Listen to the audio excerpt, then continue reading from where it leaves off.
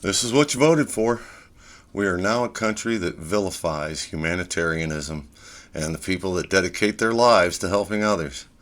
And it's all because Elon Musk thinks South Africa's eminent domain law is unfair to white people. Um, that's America first. Have you seen the price of eggs lately? It's Nazi o'clock. Time to woke up. The following moments may contain explicit language. Viewer discretion is advised.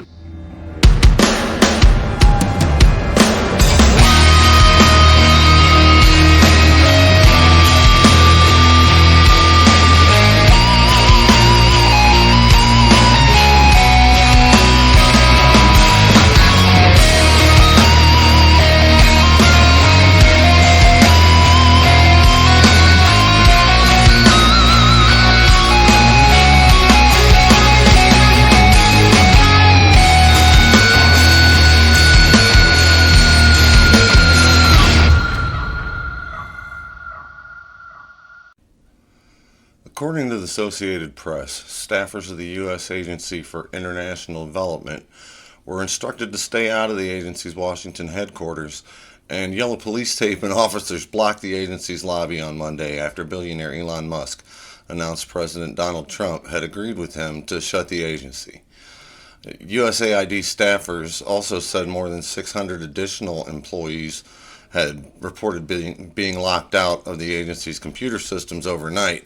Those still in the system received emails saying that, at the direction of agency leadership, the headquarters building would be closed to the agency personnel on Monday, February 3rd. The agency's website vanished Saturday without explanation. On Sunday, Elon Musk called USAID a criminal organization that should die. The fast-moving developments come after thousands of USAID employees already have been laid off and programs shut down in the 2 weeks since Donald Trump took over.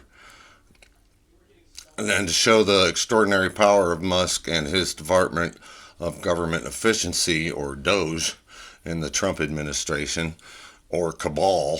I mean, it's a fucking cabal, not an administration. Musk announced closing of the agency early Monday as Magalardo's Secretary of State Marco Rubio was out of the country on a trip to Central America. Now, Hitler with dementia also has ordered a freeze on foreign assistance with widespread effects around the world. The moves by the U.S., the world's largest provider of humanitarian aid, have upended decades of policy that put humanitarian development and security assistance in the center of efforts to build alliances and counter adversaries, including China and Russia. They forced U.S. and international companies to shut down tens of thousands of programs globally, leading to furloughs, layoffs, and financial crises that may have left many fearing the aid community already has been too damaged by the freeze to resume work, even when the funding resumes. According to Bloomberg, President Donald Trump said the U.S. would halt all future funding to South Africa because of its new land expropriation law. South African President Cyril Ramaphosa announced last month that he had signed a law that allows the state to seize private land in the public interest, in some cases without compensation. While the law isn't aimed at addressing apartheid's legacy or seizing land from white people, Trump had criticized Pretoria's land policy before, and his top billionaire backer, South African-born Elon Musk, has spread the baseless conspiracy theory that there's a genocide against white farmers in the country. South Africa is confiscating land and threatening certain classes of people very badly, Trump said in a post on his Truth Social platform on Sunday. I will be cutting off all future funding to South Africa until a full investigation of this situation has been completed. The audacity and hypocrisy to cry white racism immediately after his assault on civil rights. Not DEI, civil fucking rights. Erasing 60 years of progress with a stroke of his Sharpie on Martin Luther King Day, and it's too gaslightingly on the nose to just be clueless cruelty. South Africa hasn't confiscated any land, Ramaphosa said in a statement on Monday. His foreign minister defended the new law, which he said is similar to the eminent domain principles in the US and the UK. So we went through all this gaslighting bullshit so MAGA could own the libs, and in the end,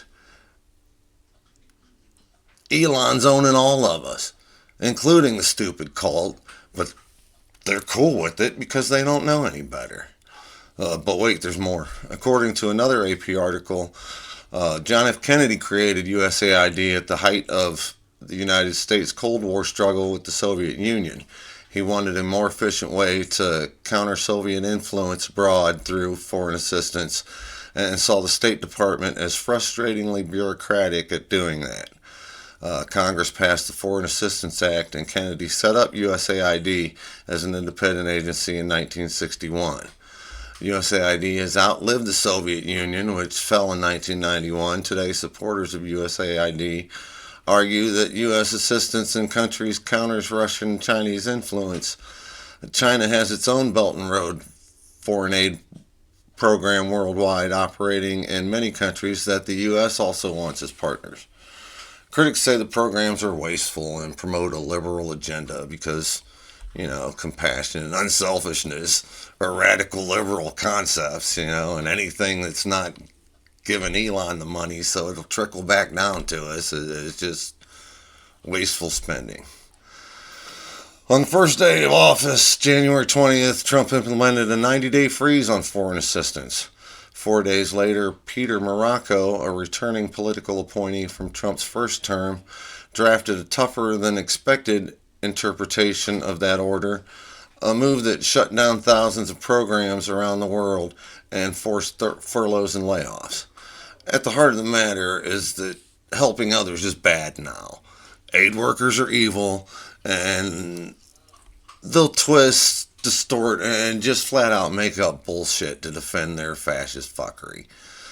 We weren't spending $50 million on condoms for Hamas, and if you believe that, you might have one stuck in your ear because you're fucked in your head.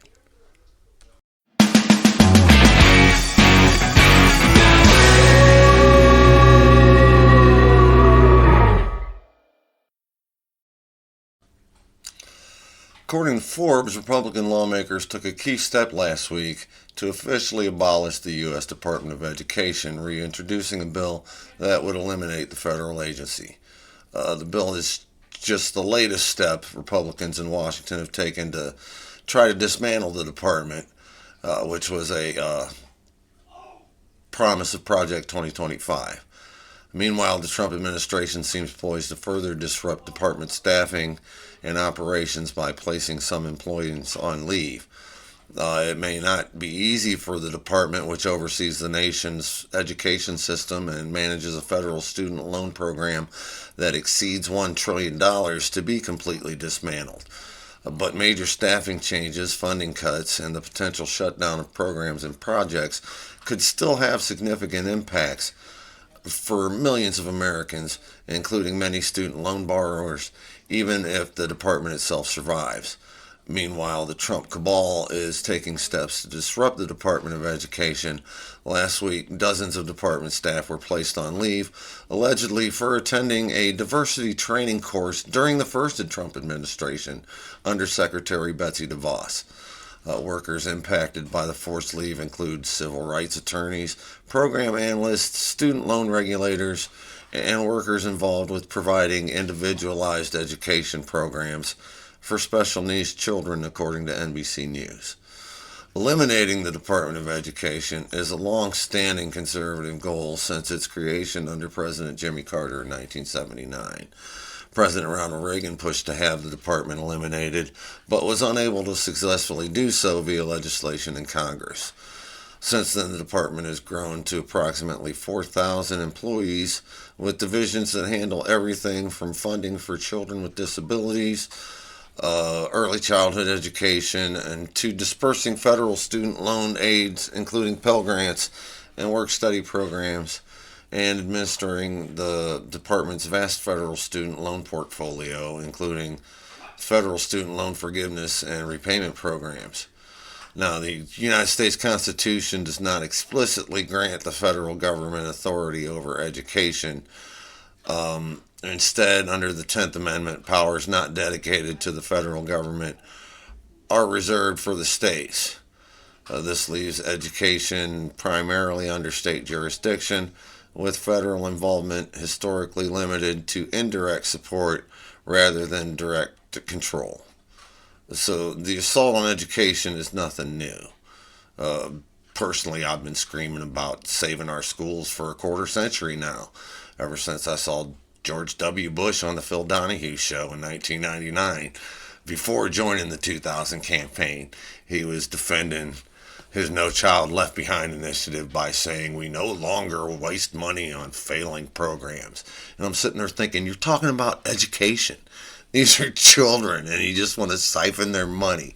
We should defund kids if they're too stupid to learn.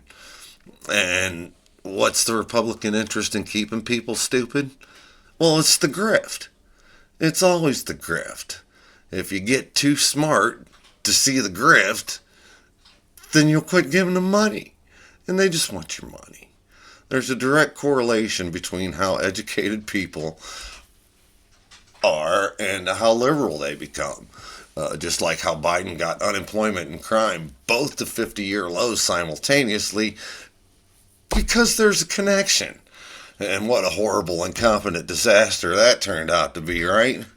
The obvious solution is that we should ban every single book except one, because God is the source of all knowledge, and education is the devil.